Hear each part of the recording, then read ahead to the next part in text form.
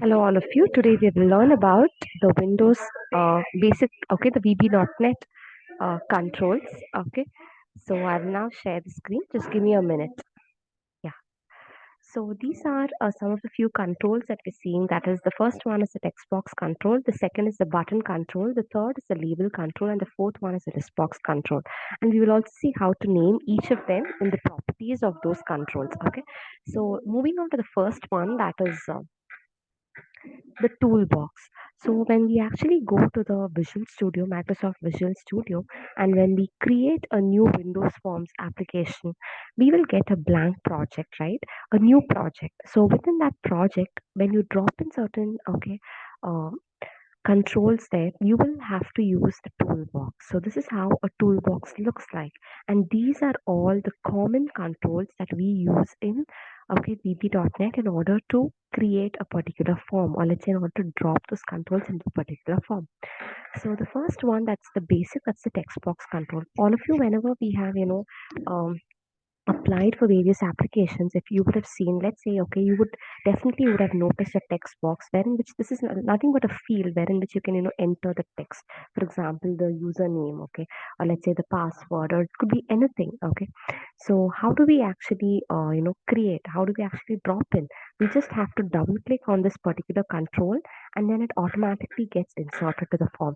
If not, you can actually click on the control and drag it, okay, in order to insert it onto the form. So basically it says when used for output, a read only property is being set to true. Yeah, so there are various properties. When you click on this control, you will have various properties. Okay, so this is how the property windows looks like. And by default, there'll be nothing within the text box because we do not want any text to be filled in, okay, by default, right? So that is the reason.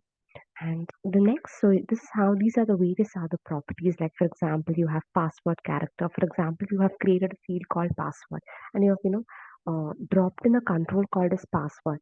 So let's say by default there shouldn't be any characters, right? So there are so many other properties of that particular control that you can explore.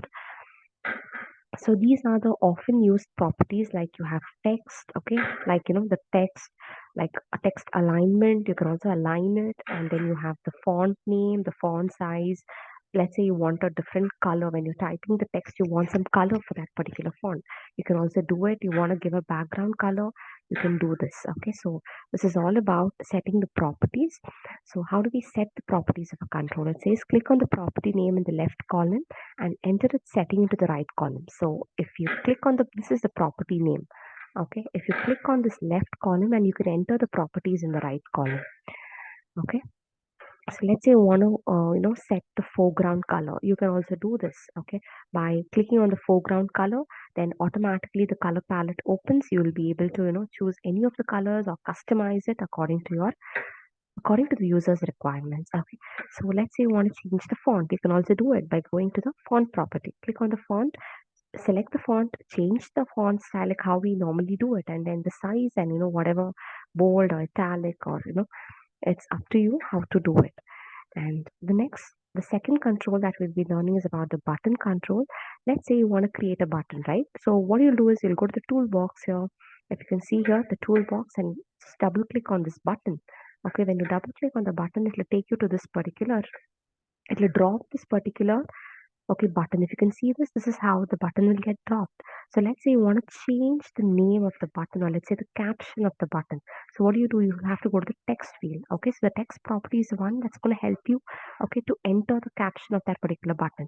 So here, I know it's given as calculate balance. So because, okay, here it is given this, given as calculate balance, that's why it's appearing like this.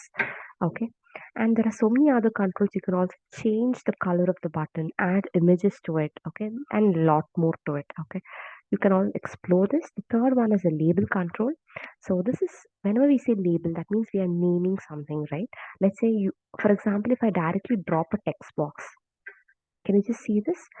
If I directly drop a text box, now as a user, I do not know what to type in here.